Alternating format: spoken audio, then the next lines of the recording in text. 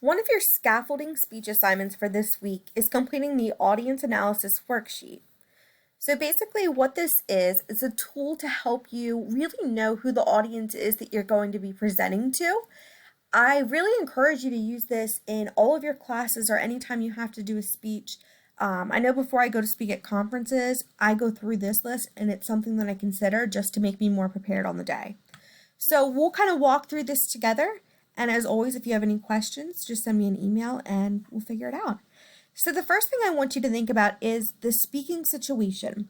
Of course, with this being an online class, it's a little different. You're not going to be set up in a classroom. So I want you to tell me where you plan to record your speech.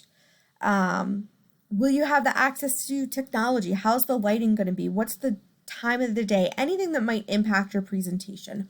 Of course, this is a little more necessary when it's a scheduled time. For example, if I'm giving a speech right before lunch to a bunch of hungry people, what do you think they're going to be focused on? They're going to be thinking about what comes after my speech, which is lunch, which means I need to be very engaging and I need to keep an eye on the time because no one would want me to go over. Occasion. What is the reason for what you're speaking at? This is an easy one for you because your occasion is part of a course assignment. So that would be simply what you would write under occasion. Demographics. So this is talking about who your audience is that you're speaking to. And all of this is really important to know because you want to know what side of an argument your audience might be on, but you also want to really know their background to make sure that they're understanding you, that you're not offending anyone, and that your language that you're using is appropriate. So remember, for this presentation, your audience is your classmates.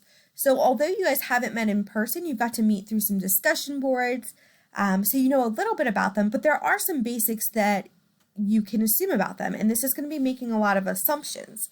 But you can get a good assumption of the age range, the gender from meeting each other. We might not know a lot about cultural backgrounds, but write anything that you are making an assumption about. Any known differences. Things that have come up in maybe discussions or whatever it would be, that would maybe show, okay, I know I have a group of students who are in this certain club on campus, so I know they're really interested in X, Y, and Z. Or any religious beliefs that you might have come up during discussions as well. Again, these demographics, it's going to be a lot of assumptions, especially since you're not face-to-face, but there are definitely some things that you guys know about each other. You know, you're all college students. You know, you are all residents on the Eastern Shore right now. Whatever it might be, those things are definitely something that you have common ground in, and you want to make sure you note on this. Known attitudes. This is really important, especially when it comes to persuasive speech. If you are giving a speech that you think the topic might be highly criticized, it's very important to know what you think the majority of the class attitudes are on this. And even without knowing your classmates, you know a couple of our attitudes. I can venture to say that the majority, if not all of the class, values higher education. Why? Because you're all enrolled at a university right now.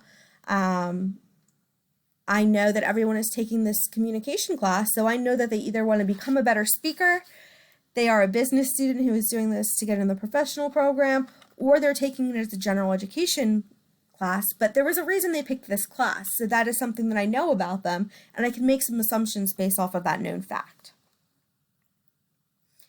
And then again, this is where you would put down, if you're thinking about changing your topic, which I'm not encouraging anyone to change their topic because I went through them all and they were all stellar right now, but if you're maybe changing the viewpoint of your topic, or maybe because of what you know about your audience now, you want to change your stance on something, or you want to focus on one element rather than another. All right, so this worksheet is posted on the My Classes page. So this week you're going to kind of work through this and just submit your ideas that you have. There's no right or wrong answers on this. Remember, there's a lot of assumptions that we're making, but those assumptions are what is going to help create our speech.